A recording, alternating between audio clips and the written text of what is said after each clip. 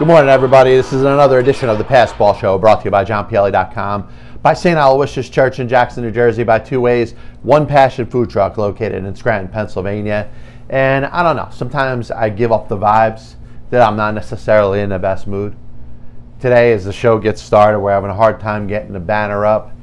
And I'm thinking of things that really are starting to get under my skin. And if you look at the levity and the extreme level that society is pushing for this cancel culture, I'm going to get off my chest why in a little bit. The Elam Ending is something that the NBA is going to use in its All-Star game again. I'll describe that a little bit. And we'll talk about whether it does make some sense in any form of competitive basketball. But a couple shows ago, I didn't get to finish my MLB team previews. I didn't get to break down the National League, and I also didn't get to the point where we have exactly 2,430 wins and 2,430 losses over the course of a 162-game season, which is what we plan to have in the 2021 season. There's been no expectations that there's going to be any sort of delay. Maybe a good thing if you were going to bet, is there going to be exactly 162 games played by each team? You know, in a regular season, with all things equal, and sometimes there isn't. So maybe that's a situation where, hey, games may get postponed over the course of a season and there may not be any imperativeness or need or necessity to make them up. And I think, as opposed to other years past, baseball will be more inclined to not reschedule a game if it's not necessary. But I'm doing my predictions as I've done every year since 2011, and factoring in that there's going to be exactly 2,430 games played. 0 games are going to end in a tie, and there's going to be exactly 2,430 wins and 2,430 losses. We talked about the American League, and I'll breeze through it real quick to give my predictions. I got in the American League East, I got the Yankees at 98 and 64. I got the Blue Jays at 86 and 76. The Red Sox at 81 and 81. The Rays at 74 and 88. And the Orioles at 65 and 97. In the Central, I got the White Sox at an American League best 102 and 60. The Twins at 90 and 72. The Indians at 79 and 83. The Royals at 68 and 94. And the Tigers at 68 and 94. And in the American League West, we have the Angels at 91 and 71. The Astros at 81 and 81. The Mariners at 79 and 83. The Athletics at 77 and 85. And the Texas Rangers at 63 and 99. Best team in the American League, the Chicago White Sox. The worst team in the American League, the Texas Rangers. The 3 division winners are the Yankees, White Sox, and Angels. And the 2 wild card winners are the Twins with the number 1 wild card spot and the Blue Jays with the number 2 wild card spot. So we didn't get to really break down the National League at all. And as I just got back from spring training in Port St. Lucie, Florida, saw 2 games in Port St. Lucie, 1 in Jupiter. One of the things that stand out to me as I take a step away from being a baseball analyst for a second, following the New York Mets, because, you know, no matter what kind of analyst you are, no matter how much you love the sport, no matter how much you bring to the entire sport as opposed to an individual team, it's fair enough to say that every one of us has the right to have a particular team that we root for. And I haven't been shy on the fact that I root for the Mets. Doesn't mean I think the Mets are better than any other team. In fact, I've been criticized in many situations for not giving the Mets enough credit or not starting a season thinking that the New York Mets are going to go out there and win the World Series. And I don't think they're winning a division in the National League East in 2021. And it's not me picking on them. It's not me not being a good enough fan. It's me trying to objectively expect what it is that I could see. Now, I understand if you're a fan and that's all you care about is that individual team, you got every right to be excited. You got every right to think that the best of the best things could happen. Francisco Lindor was an excellent acquisition by the Mets. Carlos Carrasco, Taijuan Walker, Marcus Stroman are going to add some important depth to the New York Mets starting rotation. Their lineup is built to score runs. Now, from Brandon Nimmo to J.D. Davis playing third, they have a solid 1 through 8. And obviously there's going to be no designated hitter, so I think that is going to hurt them a little bit defensively. Playing Brandon Nimmo in center field, at some point he's going to get exposed. Playing Dominic Smith in left field at some point is not going to give you the best from a defensive standpoint in regards to trying to prevent runs. That being said, this is a good team. A team that can score runs. A team that's going to have good starting pitching. But what has been the Mets' problem over the last couple of years? Going back to the last time they made it to the postseason in 2016, its Achilles heel is its bullpen. And its bullpen didn't get any better. Trevor May is active on social media, and I'm pretty confident that Trevor May is going to be a good and welcomed addition to the Mets bullpen. That being said, if you're looking at the Mets bullpen from 2020, if you're looking at the Mets bullpen from 2019, which, by the way, not only was the worst bullpen in Major League Baseball, may have been one of the worst bullpens in the history of Major League Baseball. It was that bad. And what do you have in 2021? An essential rollover of the same pitchers that are back from 2019. There's Edwin Diaz. There's Juris Familia. There's Robert Gesellman. Seth Lugo is out, and hopefully he comes back soon. Seth Lugo has probably been the best Mets reliever over the last couple seasons, even though he got thrown into the starting rotation and ended up, if you look at his numbers for 2020, they were not very good. But Seth Lugo would be a positive addition to this team, but he's hurt right now. So the Mets, who didn't feel the sense of urgency to add to their bullpen, are going to have their bullpen be their biggest weakness once again for this season. And listen, there's ways around it. If you want to be tough and you want to release Juris Familia, you want to release Dellin Betances, you want to release Robert Gesellman, all right, well, the question would be, who are you replacing those guys with?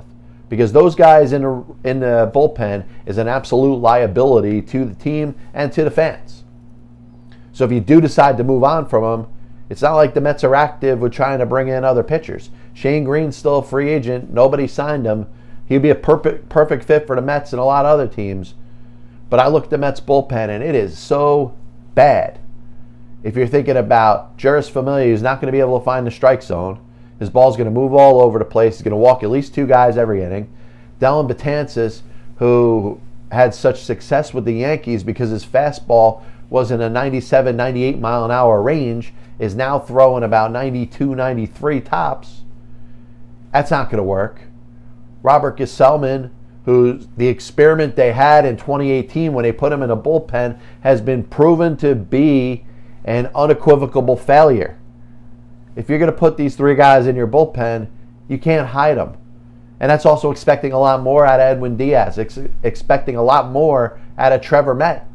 Trevor May is going to come over here and he might be asked to pitch in 100 games, especially if he's any good, because none of these other guys are.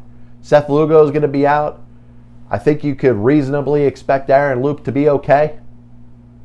But the Mets bullpen is so bad, it's able to take what looks like it's been a good thing, and the Mets did have a good offseason, but it's making this team not good enough to make the playoffs in the National League this year. So I think of the Braves and I think of the Nationals, and I don't necessarily love either one of those teams' bullpens either. I think there could be flaws. The Braves, who had a very good bullpen last year, let Mark Melancon walk, which I don't think helps them. And they didn't really go out there and replace him. Darren O'Day is with the Yankees now. One of the things the Braves had, they may not have necessarily had superstars in their bullpen, but they had a ton of depth. They had guys that they could rely on to pitch in multiple roles.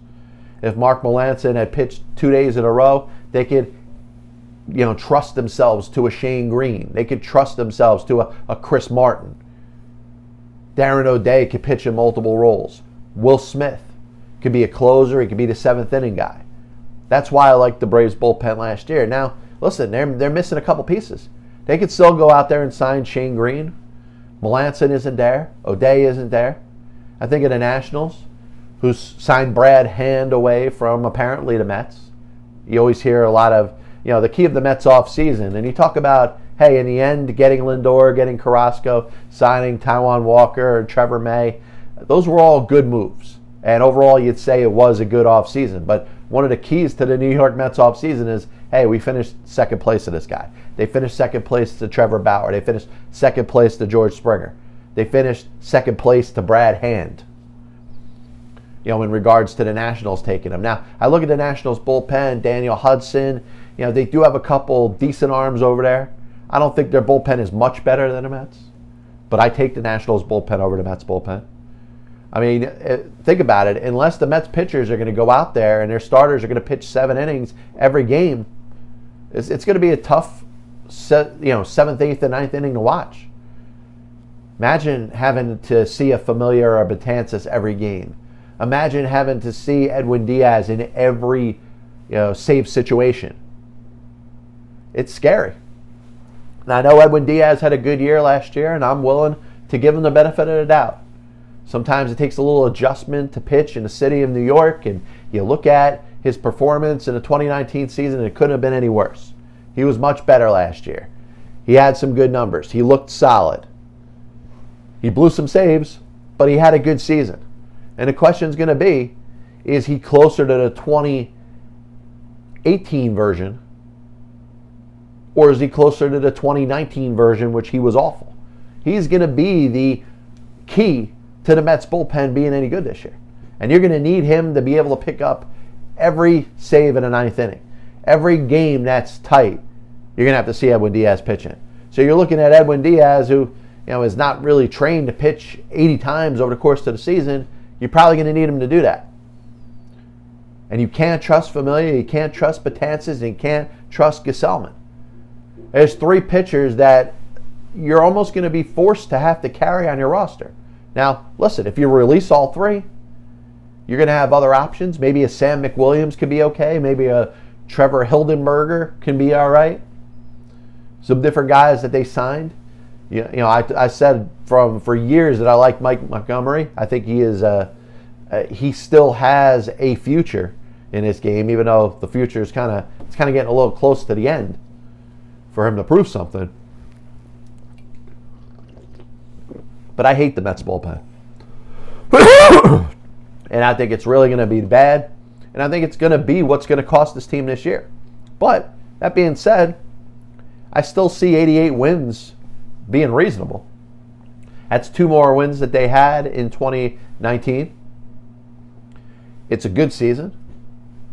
And it is a season that probably fits the description of this roster that you have right here. Now, can the Mets go out there and make their bullpen better? Yeah, absolutely. And that's what the trading deadline's for. But you could blow a bunch of games in April, and you say, yeah, you got that expression, you can't win a World Series in April, but you could sure lose it. You could sure lose enough games to kind of put yourself out of the mix. Now you look at the Washington Nationals, who were 39-51 in 2019 and ended up going on a great run, making the playoffs, winning a World Series. That doesn't happen too often. Think of what the Mets were in 1969. Think of what the Boston Braves were in 1914, how many games they were out when they decided to go on a run.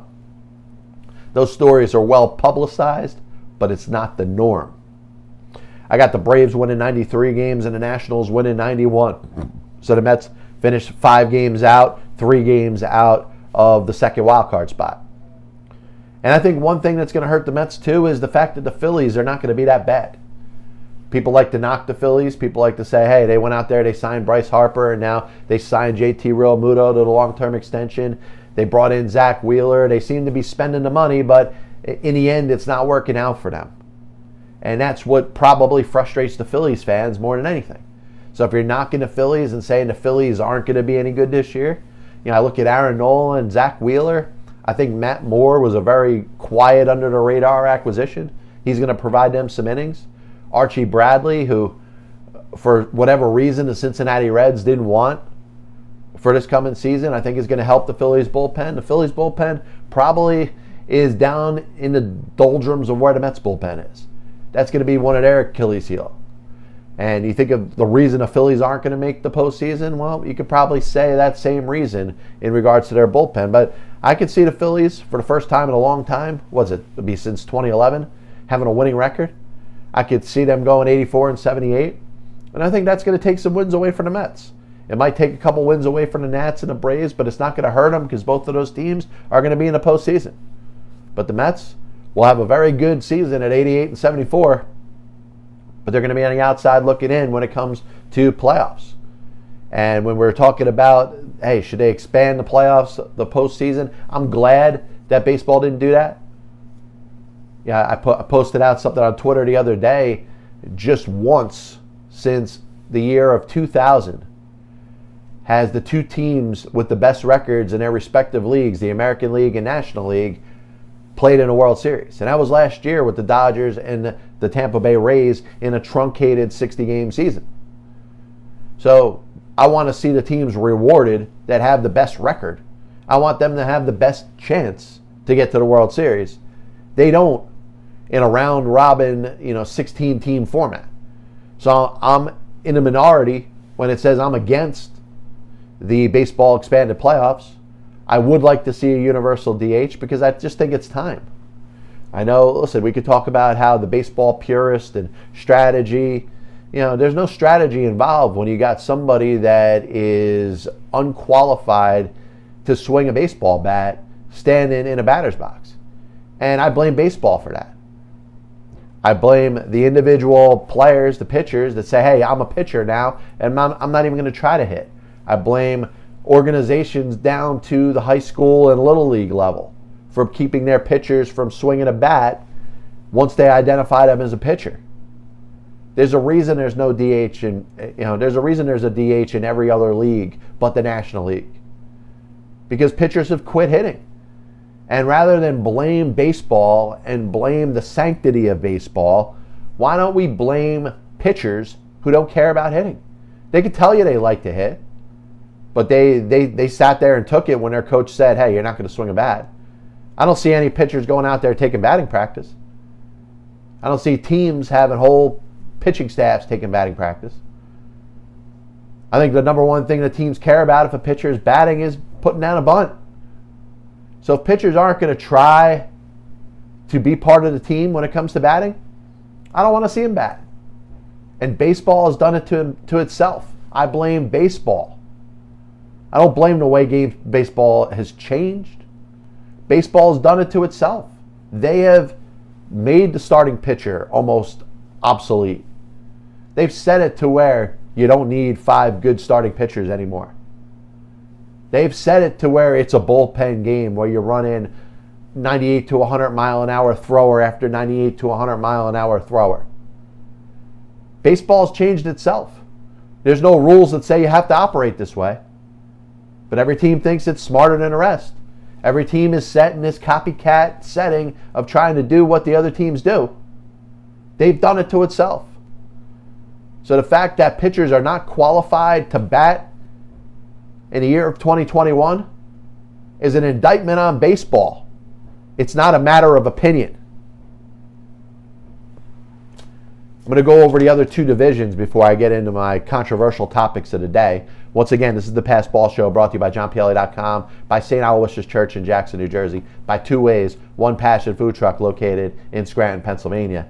So the National League Central looks like it's going to be one of the weaker divisions in all of baseball. And I say that because the Cardinals went out there and got Nolan Arenado. And if you look at the rest of the division, it's a matter of what's been subtracted from it as opposed to anything legitimate that's been added. The Pirates have traded away everything that wasn't tied down. The Cubs made a trade of Yu Darvish when you could say their starting pitching might have been one of their strengths this past season. The Reds were looking to save as much money as possible. The Brewers, who are in a situation where they could have made a run for the World Series last year, kind of standed pat. They added Colton Wong and, of course, just signed Jackie Bradley. But the National League Central kind of has its way looking like the NFC East of the National Football League of last season. But the Cardinals, off the strength of the Arenado trade alone and putting him in the same lineup as Paul Goldschmidt, are going to be the favorites to win the division. I got them winning 87 games, but I got them finishing first place.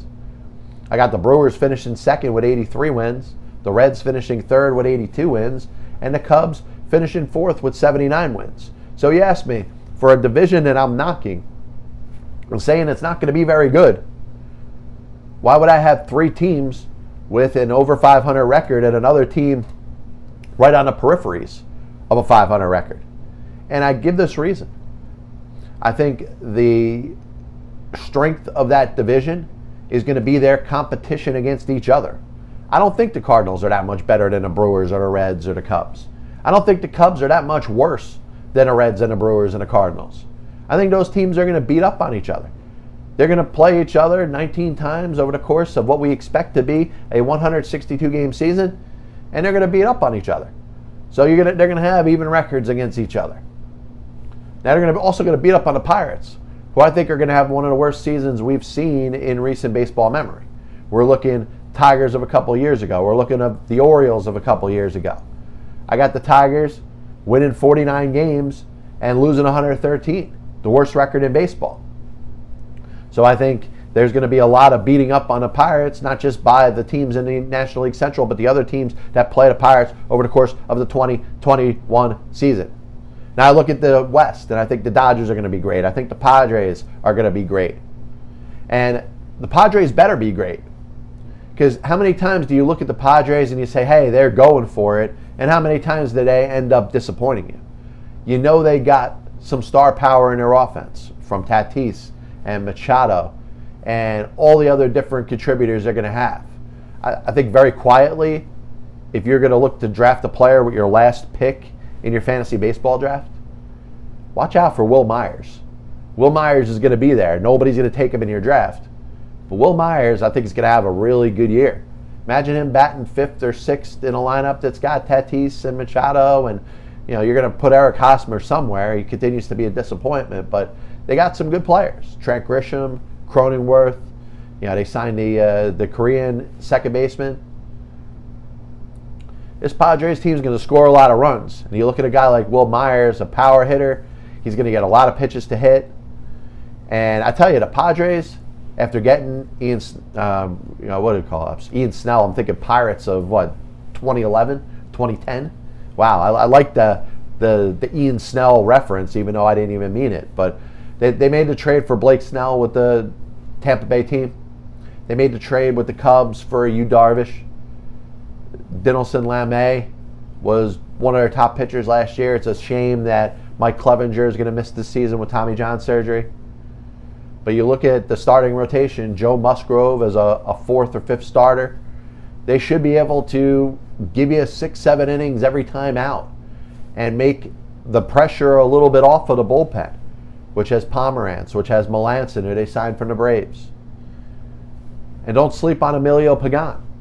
He was a very good reliever for them last year. He has really been over the last 4 or 5 seasons. Nobody's talked about him. The Padres are going to be good. But here's the other thing. They better be.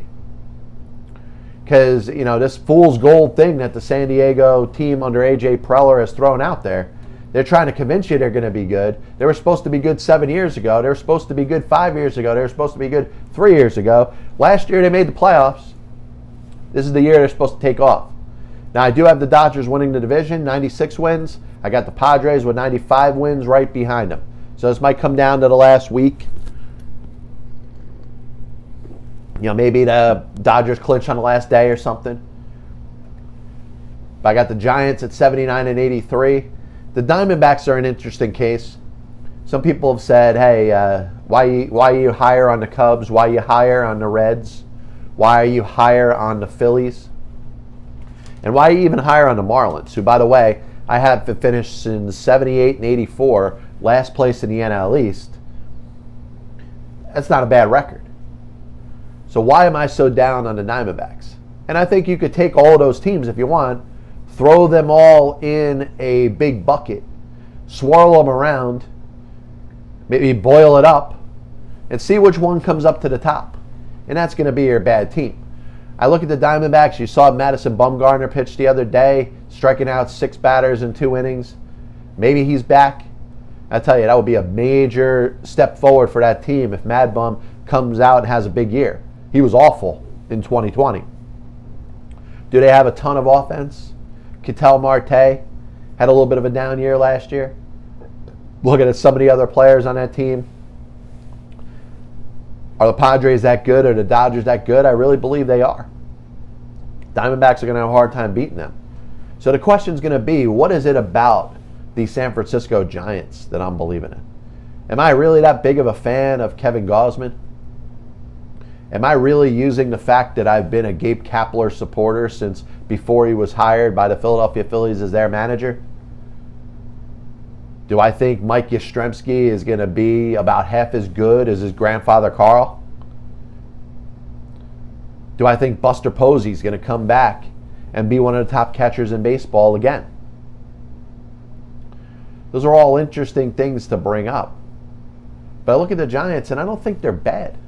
And I also think that they're hitting the right part of their rebuild where we're going to start to see some valuable players that are going to come up and have something to do with the success of this team. Just give me a second here.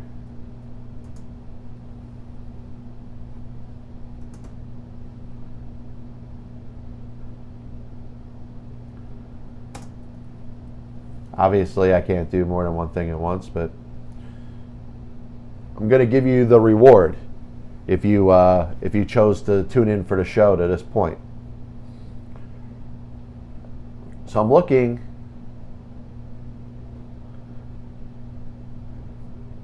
at the Giants and their team last year. And I do think they have some good young players. Like I said, Buster Posey coming back is going to help them. Joey Bart, is he going to contribute at the major league level this year? If he does, Buster maybe moves to first and platoons with Brandon Belt. Austin Slater, if you're a Giants fan, you kind of know a little about. He looked really good last year. And I think it's easy to forget that the Giants just missed out on making the playoffs last year. Now, yes, the Brewers made it with a losing record. The Giants had the same record. And had one thing gone right for them, we would talk about Gabe Kapler being in the playoffs and me probably gloating about it, pissing a lot of people off that hate Gabe Kapler. That being said, I don't think the Giants are that far away. Now, do I think they're 15 games better than the Diamondbacks? I think every year when you do your series of predictions, there's one team that you're taking a chance on. And if I'm talking about one of the 30 teams that I'm taking a legitimate chance on, that's the Los Angeles Angels this year, which I talked about 2 shows ago. And there's one team that I'm down on. And this year it's going to be the Arizona Diamondbacks. Does that mean that the Diamondbacks are going to go out there and be as bad as I think so? I don't know, they could be. I just don't see a lot of excitement down there. I know they got a lot of players. They're going to play with a chip on their shoulder. I think they could go out there and beat the Rockies, who are going to be horrible. And let's be real. What I'm welcoming this year is the fact that there's 2 teams in baseball that are going to be the 2 worst that haven't been the worst in a little while. And that's the Pirates and the Rockies. Taking the place of the Orioles and the Tigers, who are going to be better but still bad. And if I'm talking about the 3rd worst team in baseball, I'm happy to say it's going to be the Texas Rangers. It's nice to not have the same teams that I'm think are going to be that bad each year. The Marlins and the Orioles and the Tigers. And yes, I still got the Orioles and the Tigers losing 90-plus games. And the Marlins still finishing last place. And then it's going to come down to what a lot of people say, and I've mentioned this 2 shows ago, so I'm bringing this up again. You got the Athletics, you got the Rays. And there's people that will say, wow, John, you just don't like those 2 ball clubs. And I don't like their way of business. And I don't think the Tampa Bay Rays did anything that would make you think they're going to be any better than they were last year. They lost Blake Snell. They traded him. Charlie Morton's gone. You're going to try to tell me that Rich Hill and Michael Wacha are going to go out there and provide major innings for this ball club? I don't think so. Chris Archer was a good bringback. But I think this is the year the Rays go down. I got them 14 games under 500. And then I got the Oakland Athletics. A little bit better at 8 games under 500. But once again, they went out there, they traded Chris Davis and his contract to free up some money so they could go dumpster diving and get the likes of Mitch Moreland and Sergio Romo and Jed Lowry. And I expect Jed Lowry to be good. Because you know what? There's a curse sometimes when you put on a New York Mets uniform. And you understand why Jed Lowry didn't play over the course of 2 seasons with the Mets. Because it was the Mets. He was great for the Athletics in 2018. And I expect him to be decent and an integral part of the Athletics and their success for 2021. But they're not going to have a lot of it. I think the Mariners are going to take steps forward. I think they're going to finish better. I think the Astros are a 500 team. And I think the Angels are the best team in that division. So just a recap of my National League predictions. I got the Braves, Cardinals, and Dodgers winning the division with the Padres as the number 1 wild card and the Nationals the number 2 wild card. The Mets at 88 and 74 and the Phillies at 84 and 78. So now it's time to get into the controversial topics of the day, and I do want to thank everybody that's tuned in to this point. I'm going to throw some support for Coach McDermott of the Creighton college basketball team. Sometimes we all get caught saying something that is taken out of context. Sometimes we choose to use a word that the second we use the word, we realize we shouldn't have said the word. And when it comes to cancel culture, I think society is staying away from something that is very important to determine how guilty somebody is in regards to something they say. We're tending to disregard intent. And Coach McDermott, when he used the word plantation, was not using it in a racially motivated way. He chose his words terribly. The mention of the word plantation will offend some people, particularly blacks who understand what a plantation was going back to the days of slavery. But once again, when we're trying to assassinate somebody's character based off of something that they say, what are we not even thinking about? Intent. And listening to his quotes again, is it bothersome that he said what he said? Yes. But there was no intent there. The man is remorseful for what he said and his choice of words. The man accepted a suspension from Creighton. And then what do you have? You have an assistant coach that happens to be black that's going to try to make this out to be a bigger thing than it is. Now, we should all be careful with the language that we choose to use. But there has to be a separation between malicious statements and poor choice of words.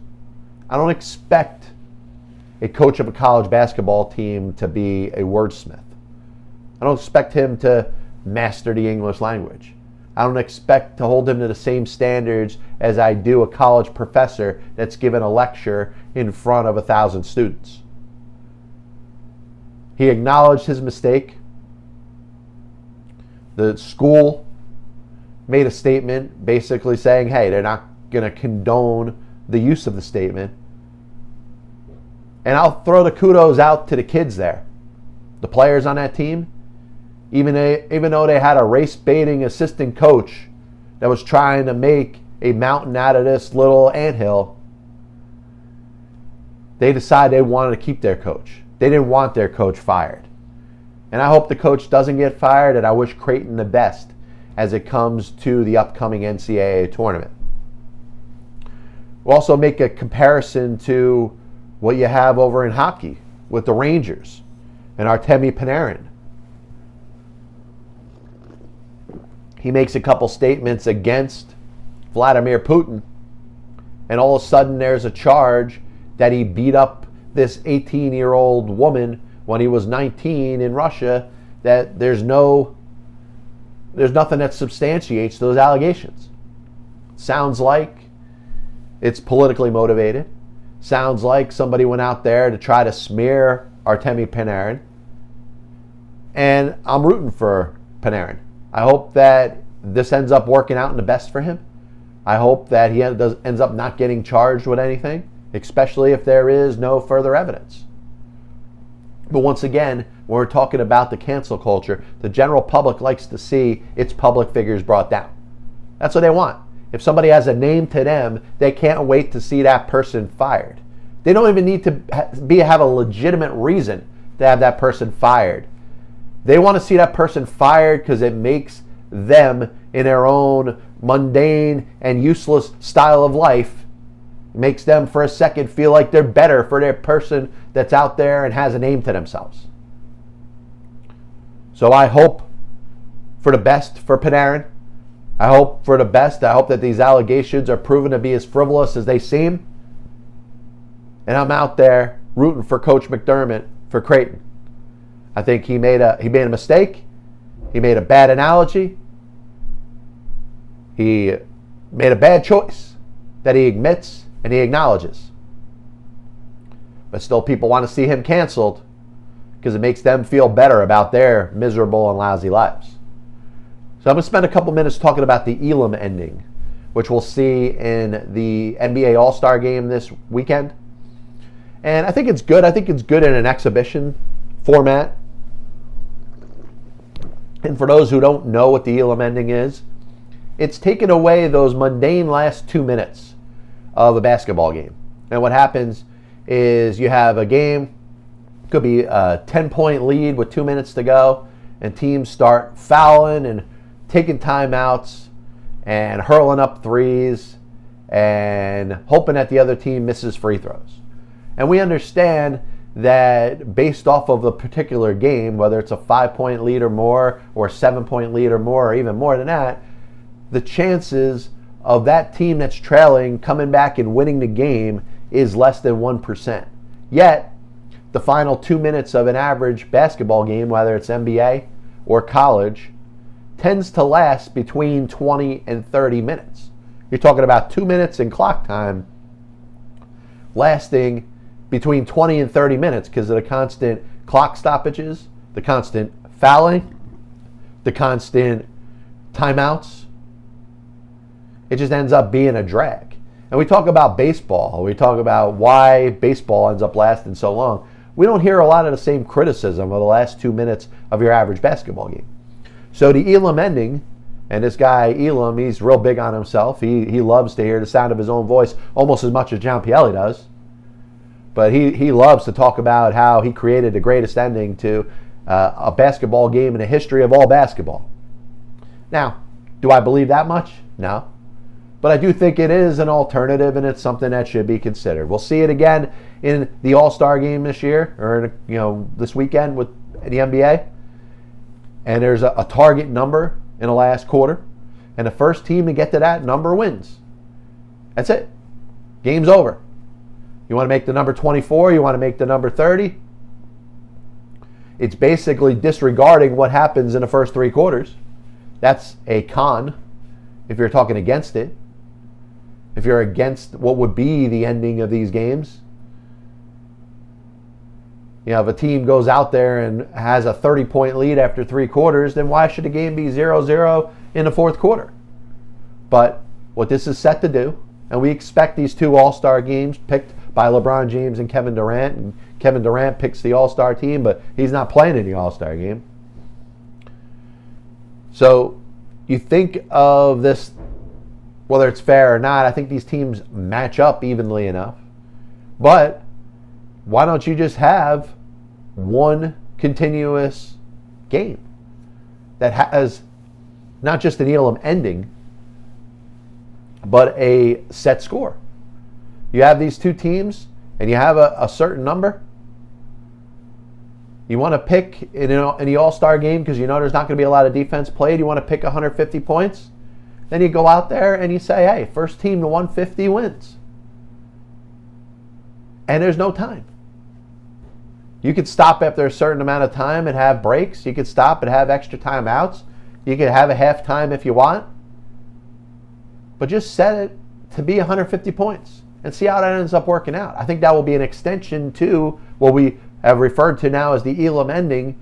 That could be something that we may consider for an NBA that's going against defense. They don't care about defense anyway. You want to say, hey, first team to 120 points, game's over. You eliminate that final 2 minutes and all the stuff that I just talked about before with timeouts and with fouls and with, extended TV timeouts and last 2 minutes last in 35 minutes. Why don't you just have a set score? First team to 120 during the regular season.